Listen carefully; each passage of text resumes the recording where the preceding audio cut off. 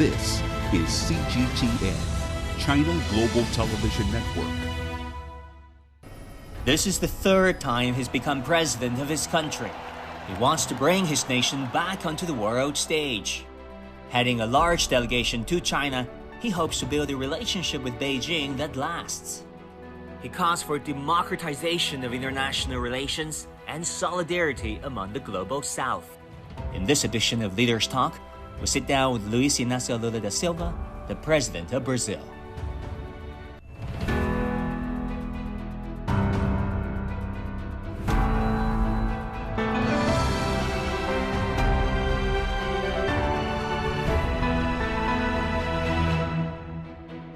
Welcome to Leaders Talk, where we meet leaders, thinkers, and trailblazers. I'm Wang Guan in Shanghai, and our guest today is Luiz Inácio Lula da Silva, the President of Brazil. In 2010, when Lula first left office, he was the most popular president in Brazil's history. 13 years later, when Lula returned, he inherited a very different Brazil and the world, more divided in many ways. Can Lula change Brazil again? Leading a very big delegation on a state visit to China, how does Lula position China in his foreign policy against the backdrop of increasing rivalry between Beijing and Washington? Here's my conversation with President Lula.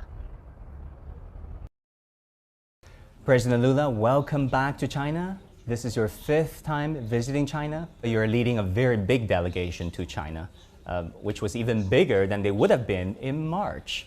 What do you hope to achieve through this state visit and through your meetings with President Xi Jinping? Mais uma vez, eu estou muito feliz de estar na China, porque temos muitos interesses comuns entre China e Brasil, e eu acho que essa visita pode aperfeiçoar a relação Brasil e China. Olha, nós temos vários interesses nessa visita à China. Primeiro, eu gostaria de estabelecer com a China uma parceria estratégica que pudesse durar muitas e muitas décadas. Segundo, é preciso avançar na relação do Brasil com a China, não apenas na questão econômica e na questão comercial. É importante que a gente avance um pouco na questão, científica e tecnológica. É preciso que a gente avance um pouco, nos convênios entre as universidades. É preciso mais chineses estudando no Brasil e mais brasileiros estudando na China. Nós precisamos estabelecer uma política em que a China se transforme em parceiro de investimentos no Brasil. E também eu quero discutir com o presidente Xi Jinping a questão da guerra da Rússia e da Ucrânia, que é uma guerra que está incomodando as pessoas que não estão participando da guerra. Estão muito incomodadas e está causando prejuízo em grande parte do mundo. E esses eu acho que são assuntos importantes. Eu quero discutir a parceria espacial com os chineses, quero discutir o investimento, por exemplo, da China na indústria automobilística brasileira. Ou seja, portanto, nós temos muitos assuntos. Eu acho que vai ser uma visita muito proveitosa. President Lula, in your first two terms as president, you positioned China not just an economic partner, as big as it was for Brazil, but also as a geopolitical partner too, in elevating the status, elevating the voice of the global South. So I'm wondering, how do you position China in the foreign policy of a third Lula term? How important is China? Então, eu estou na China com muito otimismo, com muita vontade de que a gente possa avançar. Eu tive uma extraordinária relação com a China nos meus dois primeiros mandatos. Eu espero ter uma extraordinária relação com a China nesse meu terceiro mandato. Agora que a presidenta Dilma vai ser presidenta do Banco dos BRICS, eu acho que ela vai contribuir para aperfeiçoar essa nossa relação com a China. Talking about the BRICS Bank, as you know, Dilma Rousseff, your former chief of staff and former president of Brazil, is already the new chair, in fact. What do you think of this decision, and what do you think BRICS will do? Because over the years, BRICS have come under a lot of scrutiny and debate and even controversy on the global stage. Olha, primeiro, é normal que tenha tido essa controvérsia, essa discussão toda, porque é uma coisa nova. E tudo que você cria novo, você cria impacto positivo de um lado e impacto negativo dos outros. Por exemplo, Os nossos amigos americanos, eles têm sempre uma preocupação contra qualquer coisa nova que se crie em se tratando de banco ou de moedas, porque ele acha que a gente quer acabar com o dólar como moeda referência para o comércio exterior. Foi assim quando se criou o euro na Europa, os Estados Unidos ficou muito ofendido. E quando eu falava de que era preciso criar uma nova moeda, que um país do tamanho da China e do tamanho do Brasil não precisa negociar com base no dólar. Você pode ter uma moeda criada, sabe, que pode ser organizada pelos bancos centrais dos dois países e a gente fazer a nossa troca comercial, as nossas moedas.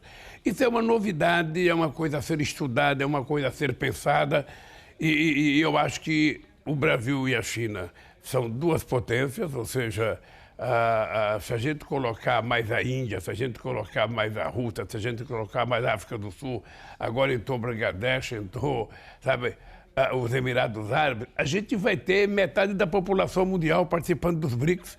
A gente tem um potencial econômico muito grande, um potencial comercial. Eu estou convencido que nós não temos que ter pressa de transformar o Banco dos BRICS num extraordinário, num grande banco. Nós temos que trabalhar com muita tranquilidade, sem atropelos, não cometer erro nenhum para que o Banco dos BRICS seja uma referência muito importante para os países em via de desenvolvimento. President Lula, I see the passion when you talk about elevating the standards of the global south. On so many occasions, you spoke very passionately about the necessity, the urgency of elevating the voice of the global south. Where is this passion from? Why such urgency? Including the democratization of international relations that you often refer to. Olha, eu tenho já há praticamente 12 anos tentado mostrar dentro das Nações Unidas que a geopolítica de 45 não existe mais.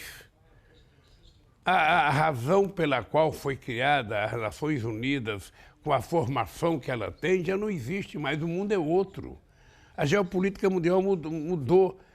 E os países que fazem parte do Conselho de Segurança, às vezes fazem guerra sem discutir no Conselho de Segurança. O mundo está precisando de uma governança global mais forte, sobretudo quando se trata de discutir dois temas, a paz e a questão climática. Se você não tiver um Conselho de Segurança da ONU com a autoridade de decidir e os países signatários cumprirem, a gente não vai resolver o problema climático no mundo. Porque cada país pensa apenas em si, cada empresário pensa apenas nos seus interesses e a gente não consegue fazer uma política climática correta para que a humanidade sobreviva respirando ar puro, bebendo água pura e tendo um mundo melhor para sobreviver. Esse é o desafio que está colocado para a China, está colocado para o Brasil, está colocado para os Estados Unidos, está colocado para a União Europeia. E nós temos que buscar. Por isso, eu vou continuar brigando. Eu não quero ser líder de nada, não quero ter hegemonia sobre ninguém. A única coisa que eu quero é o seguinte, é preciso criar uma nova forma de governança mundial. A China tem um papel muito importante no mundo hoje. A China tem que ser levada em conta. O Brasil tem que ser levado em conta. Um país como a Nigéria, como o Egito, como o México, tem que ser levado em conta. A Índia tem que ser levada em conta. Ou seja, então não dá para você ter uma governança que não representa aquilo que é o espectro político da sociedade mundial. Então eu vou continuar brigando por isso. Vou continuar fortalecendo a nossa relação com a China. E quando eu digo fortalecer a relação com a China, eu não estou querendo romper com os Estados Unidos. Eu quero também fortalecer a relação com os Estados Unidos. Como é que a gente vai conseguir paz na Rússia e na Ucrânia, se ninguém está falando em paz? Todo mundo só está falando em guerra.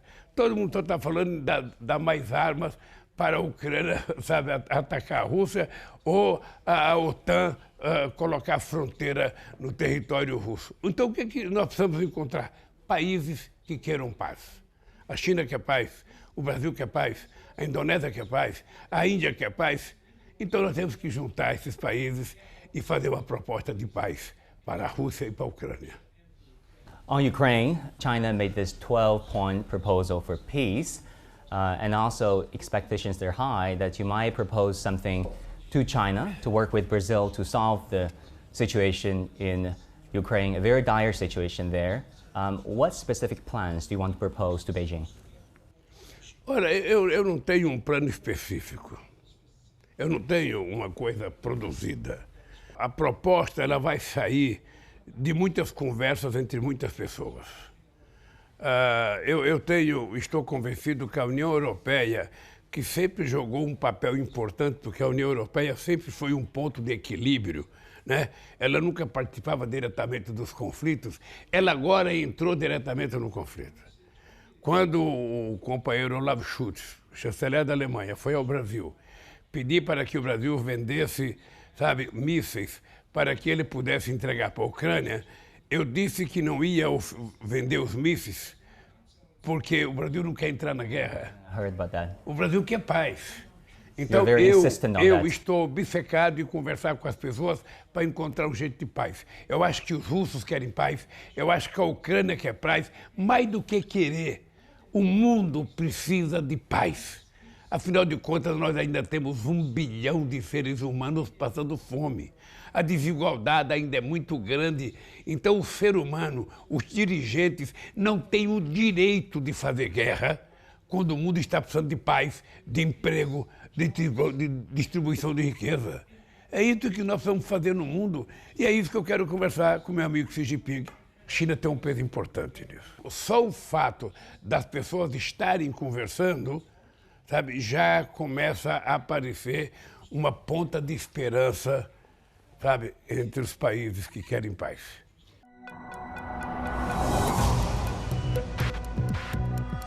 Each day, there are millions of stories.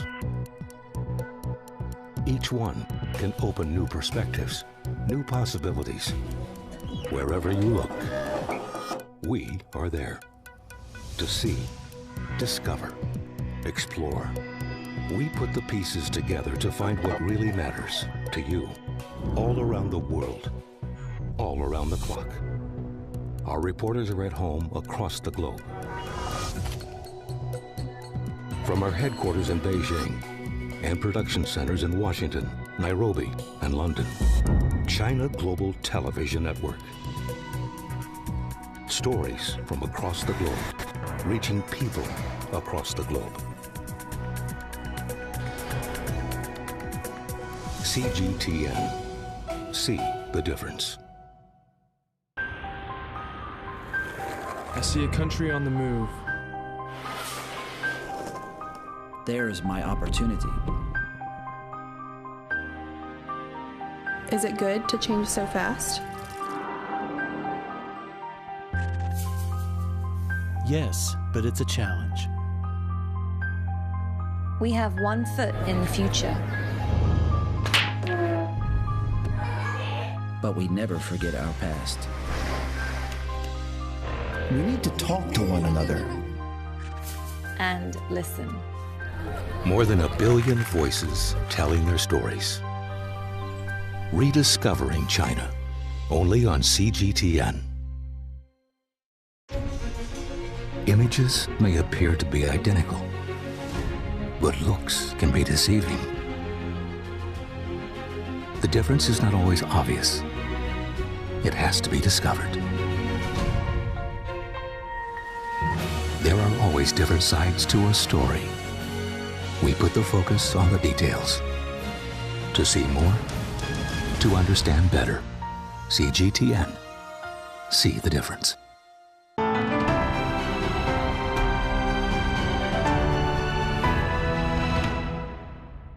How do you look at the role of China? Olha, primeiro eu acho que a existência da China, tal como ela é necessária ao mundo de hoje. É necessária. O mundo tem que ter debate. O mundo tem que ter disputas econômicas, disputas científicas, disputas tecnológicas, sabe? E os chineses vieram, sabe, e despontaram como uma grande potência. Há 50 anos atrás, ninguém acreditava que a China pudesse chegar em 2023 com a potência que a China é. A China é uma potência em quase todas as áreas da atividade econômica. A China é uma potência hoje em ciência, em tecnologia, em produção, e eu acho que engenharia, eu acho que isso é importante para o mundo, porque o mundo não tem só um lado, a gente não tem que ficar olhando só uma voz ou olha um país. Agora, a China aparece no cenário mundial não falando de guerra, mas falando de desenvolvimento, falando de investimento em educação, formando engenheiros, formando bioquímicos, formando médicos, formando engenharia espacial, sabe, competindo, sabe, com aqueles que eram campeões. Sabe, isso é muito importante, isso é saudável para o mundo. É muito saudável. Eu quero te dizer que eu fico satisfeito e prazeroso que a China faça investimento na África e investimento na América Latina. Quando teve a crise em 2008, na primeira reunião que nós tivemos do G20, em Princeton, nos Estados Unidos, a discussão que nós fazíamos é que deveria aproveitar a crise de 2008 e os países ricos fazerem investimento nos países pobres, para que os países pobres tivessem acesso a financiamento, para que pudessem crescer economicamente, construir pequenas e médias indústrias, melhorar a sua agricultura, sabe? E ser menos dependente do mundo rico. Ninguém fez isso. A China fez. Então a gente não tem que ficar, sabe, com ciúme da China. Sabe, a gente tem que acreditar, sabe, que outros países deveriam fazer o que a China está fazendo. Outros países. Sabe? Porque assim o mundo fica melhor. O mundo fica melhor. Então eu acho que os chineses hoje representam um certo equilíbrio no debate econômico mundial, no avanço científico mundial, sabe? Então isso é importante para o mundo. President Lula, how do you look at this concept of the Chinese path to modernization? Olha, eu acho que a China, ela chama atenção pela capacidade que os chineses tiveram de estabelecer um modelo de crescimento sem abrir mão da concepção ideológica, da concepção de organização partidária que eles acreditavam. Eu conheci a China mais pobre. Eu conheci o momento em que o Brasil pagava salário mais alto do que a China, de que a economia brasileira parecia ser mais forte do que a chinesa. E os chineses deram um salto de qualidade extraordinário.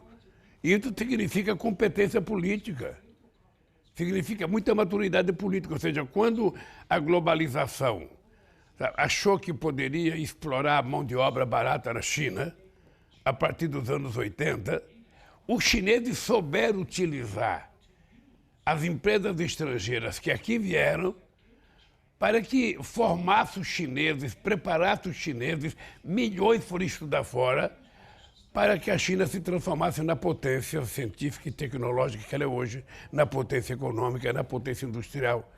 Então, é uma coisa extraordinária, por isso que eu sou admirador. Sabe? Não foi brincadeira tirar a quantidade de milhões e milhões de pessoas pobres que tinham na China e fazer as pessoas ascenderem a um padrão social mais elevado, se bem que ainda tem muitos pobres, mas tem muito pobre em muitos países do mundo.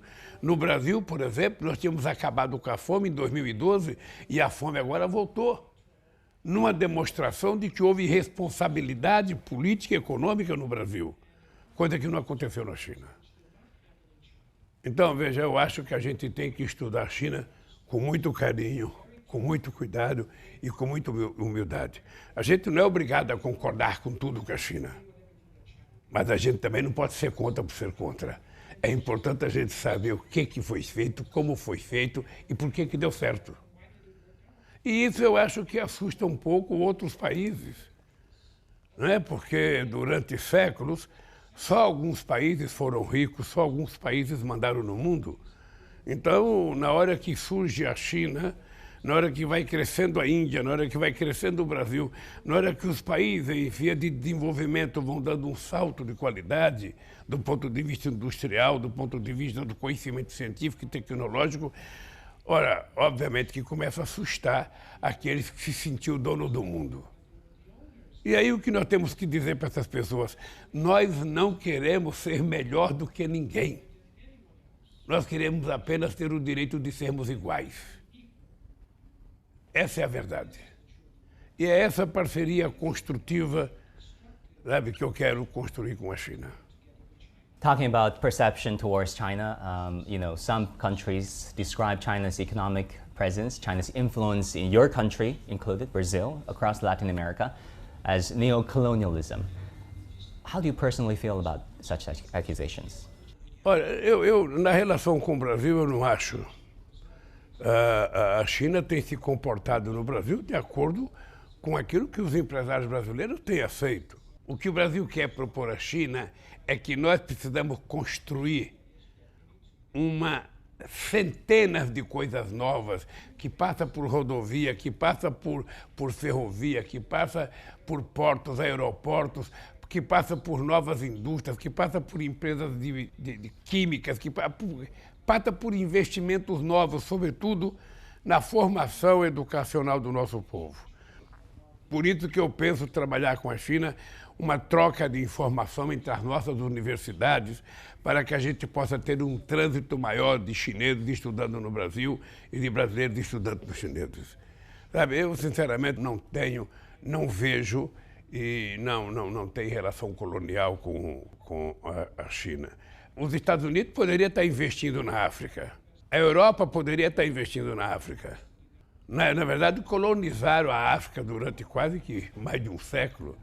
Ou seja, quando os chineses aparecem fazendo investimento nos países da América Latina, nos países da África, incomoda. Incomoda porque a China vai crescendo. A China já tem uma boa participação na economia brasileira. E eu quero que tenha. Eu quero que participe. Eu quero que participe de um jeito construtivo, de um jeito de construção de parceria. Que os nossos empresários sejam sócios dos empresários chineses, que os empresários chineses possam ir produzir no Brasil. É assim que a gente constrói uma parceria, sabe? Uma parceria de verdade entre países que pensam o mundo mais ou menos igual. E eu acho que a China tem um pensamento do mundo muito semelhante àquilo que eu particularmente penso do mundo. Eu quero um mundo mais humanista. Eu quero um mundo mais justo, eu quero um mundo mais fraterno, eu quero um mundo mais solidário, eu quero um mundo sem guerra, eu quero um mundo com mais emprego. Ou seja, por isso é que nós temos uma certa afinidade. E daí a minha admiração pelo sucesso da China, sabe, nesse período. Eu espero que nessa conversa com o presidente Xi Jinping a gente possa nos colocar de acordo, sabe, com novas coisas que a gente pode fazer. President Lula, you talk so many times about the affinity, I love this word, affinity between the Chinese and Brazilians. And I can tell you, you'll be surprised at how many Chinese and the enthusiasm, the raw passion that they demonstrate towards Team Brazil during each World, pure passion. Eu, às vezes, acompanho jogos de futebol aqui na China. Sim. Eu acompanho jogos do campeonato chinês, sim, que passa na televisão brasileira, porque tem muito jogador brasileiro jogando aqui na China e tem canal de televisão que transmite. President Lula, you know what? You have a big following in China, and many are interested in your personal stories. You quitted school as a second grader to provide for your family. You became a street vendor at the age of 8, and then a shoe shine boy, a metal worker. What do those experiences mean to you and to the man that you've later become? Olha, eu penso que a vida me ensinou a ser o que eu sou hoje. Eu fui criado numa família muito pobre. Minha mãe teve 12. E minha mãe teve 12 filhos, todos com parteira. Nenhum foi no hospital. Com 8 filhos, porque 4 tinham morrido. Ninguém trabalhava na época. Eu fui vender pipoca, fui vender amendoim, fui vender laranja, o outro ia vender carvão, vender sardinha. Também, o que é importante na minha vida é que eu tive uma mãe que se transformou na minha heroína, porque ela conseguiu criar 8 filhos, todos viraram trabalhadores, todos construíram família, ou seja, e eu tive a oportunidade de fazer um curso técnico, sabe, numa escola profissional e fui para o sindicato e virei presidente da República. Então, a minha cabeça sempre funciona não esquecendo da onde eu vim. E nunca esqueço para onde eu vou voltar quando eu deixar a presidência. A presidência não é uma profissão. A presidência é um exercício do mandato delegado por uma parcela da sociedade brasileira que acredita que eu vá fazer as coisas, sabe, que eles precisam. Então esse é meu papel. Só tem uma razão de ser presidente do Brasil. É melhorar a vida do povo mais pobre. É garantir que ele possa tomar café, almoçar e jantar todo dia. É garantir que ele tenha um emprego. É garantir que ele possa criar sua família. Esse é o papel de um presidente da República. Dar acesso à saúde a esse povo mais humilde. Então, é para isso que eu governo. E essa é a educação que eu recebi de berço. Talking about healthcare, I've always wanted to ask you this, Mr. President. At 17, you lost a finger while working as a metal worker operating a press machine, unfortunately. Sorry about that. And then you ran to different hospitals but couldn't get treated because you didn't have healthcare back then. What was it like? What did that experience make you want to do to your people, to your hospitals, and to your country when you became president yourself? Na verdade, quando eu cortei o dedo, era praticamente 2 horas da manhã, 3 horas da manhã, e eu só fui ser atendido no hospital às 7 horas da manhã. Ou seja, porque, sabe, naquele tempo no Brasil era muito difícil você ter acesso a um médico, sabe? Não tinha posto de saúde, não tinha tanto hospital. Hoje tem mais facilidade, hoje tem o SUS. O SUS é um grande programa de saúde. E hoje, então, se uma pessoa cortar o dedo, será tratado com muito mais rapidez do que eu fui. E aí é a única razão pela qual eu voltei a ser presidente. É a única razão. President Lula, thank you so much for your time and get on Leaders Talk on CMG. Thank you very much.